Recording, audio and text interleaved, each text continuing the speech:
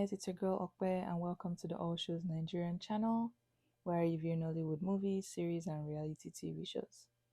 If you're a returning subscriber, hey, how y'all doing? And I hope you're enjoying the videos. And if you're a new subscriber or viewer, welcome. I'm so happy you're here. I hope you stick around longer and subscribe to the channel, as it would really help my channel grow, and I'll really appreciate that. Alright, so today I'll be reviewing the 7th and last episode, season 1 of the African Netflix reality show titled Young, Famous and African. I'm so glad because this is the last episode of season 1, and I can't wait to finally review the episodes of the current season that came out a month ago. Alright, so the way this review will work is I'll take my time to summarize the episode for people who may not have had a chance to watch the reality show, and then give my overall take and ratings at the end of the entire show at the end. So with that being said, let's get into the nitty-gritty of this review. So the episode starts off with Diamond giving Naija a call and catching up on what's been happening in the group recently. She doesn't give him the full gist, but makes it known to Diamond that Zari has been causing a lot of tension and awkwardness within the circle. Diamond is shocked and worried by this revelation and tries to get Nadia to go into more context about the matter. Nadia doesn't feel she is the best person he should hear the details from, and soon after their conversation ends in an awkward manner. Now girl, how do you just come with half the tea and then expect Diamond to not ask for more? If she wasn't going to give him the full details, I feel like she shouldn't have even said anything from the beginning about it, because now she's just looking like a messy person trying to start something, or sow seeds of worry or fear in Diamond's mind. Comment down below your thoughts. So anyways, in the next scene, Kaylee and Quentin are meeting up with Andile and Zari to discuss the train trip from hell that they had just come back from. After briefing Andile on the entire situation, he also feels like the rest of the group did in fact gang up on Zari for no reason, and soon takes sides with Quentin and Zari on the matter.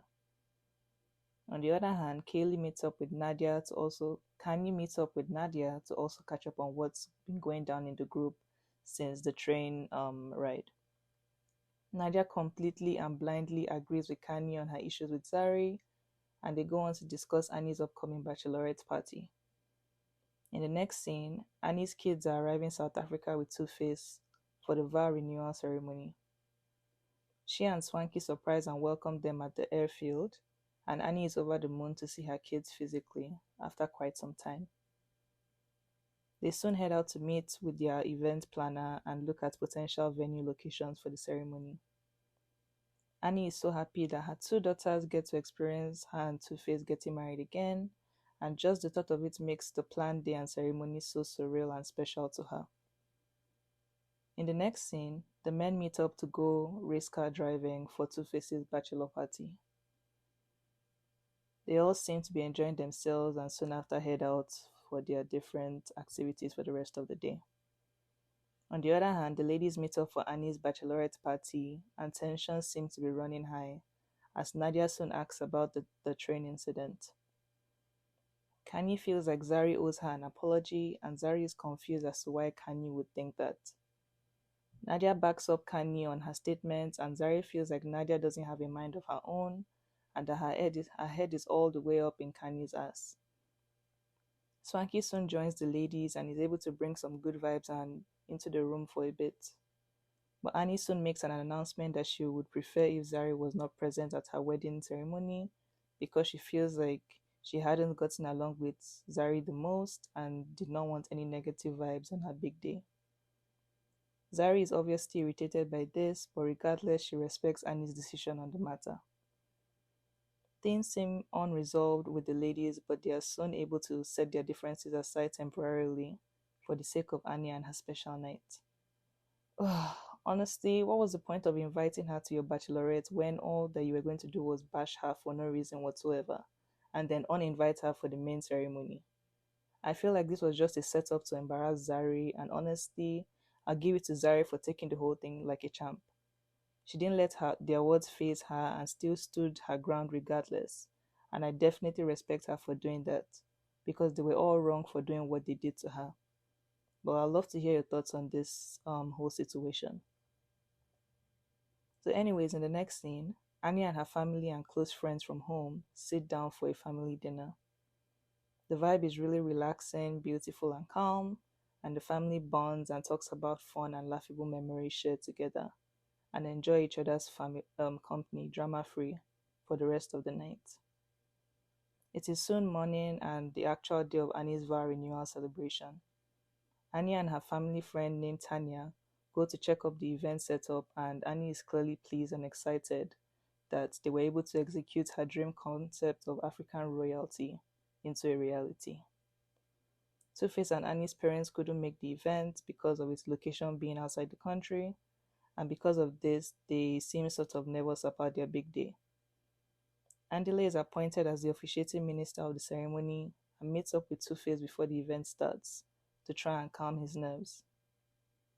He assures Two-Face that everything will go as planned and that he would hold things down for him with his family not being able to make it. Annie's family friend, also named Tanya, also assures her of this as well, and the pair soon seem much more calm and confident for their big day. The guests soon begin to arrive, and soon enough, the rest of the group also arrive to support their friends on their special day. Kaylee isn't too happy that Zari was not invited, but Nadia couldn't care any less. On the other hand, Kanye and Quentin have a conversation about their relationships, and Quentin makes it known to her that he is accepting of her relationship with her boyfriend Kudzi, and that he looks forward to getting to know the man in Kanye's life much better and on a clean slate. Kanye is excited about this, and Kanye also tells Quentin that she had noticed that him and Kaylee were getting along much better, to which he agrees to and thanks therapy for. They seem to be back on good terms with each other, and both cheers to having good news and celebrating their resolve. The ceremony soon begins, and Two-Face walks down the aisle with his oldest daughter. Annie soon walks out as well and waves joyfully to all her seated guests. They both recite their vows to each other and share a kiss to solidify the commitment to each other. The reception soon kicks off, and Kanye gives a heartwarming toast on behalf of the group in celebration of Two-Face and Annie. After the toast, Andile excuses himself for a bit to call and check up on Zari and see how she was holding up. Zari informs Andile that she's doing okay and that he shouldn't worry about her, but rather enjoy the moment with his friends and have fun. He soon rejoins the group after his call, and it's all joy and happiness thereon for the rest of the night. In the next scene, Diamond pays his children and Zari a surprise visit as soon as he arrives South Africa. The kids are excited to see him, but Zari is shocked that he had come unannounced. Zari catches Diamond up to speed on what's been going on in the group and how almost all the ladies seem to have ganged up against her recently, and how she was also not invited to Annie's wedding. Diamond is shocked about the information and revelation and wants to hear other people's side of the story because he is totally confused as to why they would just shut Zari out of their friend group. After their conversation, Diamond goes on to put the kids to bed, and while he's doing that, the doorbell rings, and we soon find out that it's Andile. Zari is shocked to see him as she wasn't expecting him at all that night, but just while she's trying to hint Andile that Diamond is around, Diamond walks in on them at that moment. He is still unaware of the situation with Zari and Andile and welcomes Andile warmly and with open arms. Andile soon makes his intentions with Zari known to Diamond, and Diamond's whole demeanor soon changes, as the revelation clearly doesn't sit well with him. And that's pretty much where the episode and season comes to an end. So here are my thoughts. The wedding ceremony was definitely lovely and beautiful. I just really hope and pray that a certain someone doesn't break his wedding vows again and puts their wife in a depressive or miserable situation once more. But of course, that would be asking for too much, because in the latest season that just came out, it's deja vu all over again. Aside the wedding, there wasn't really anything else going on really.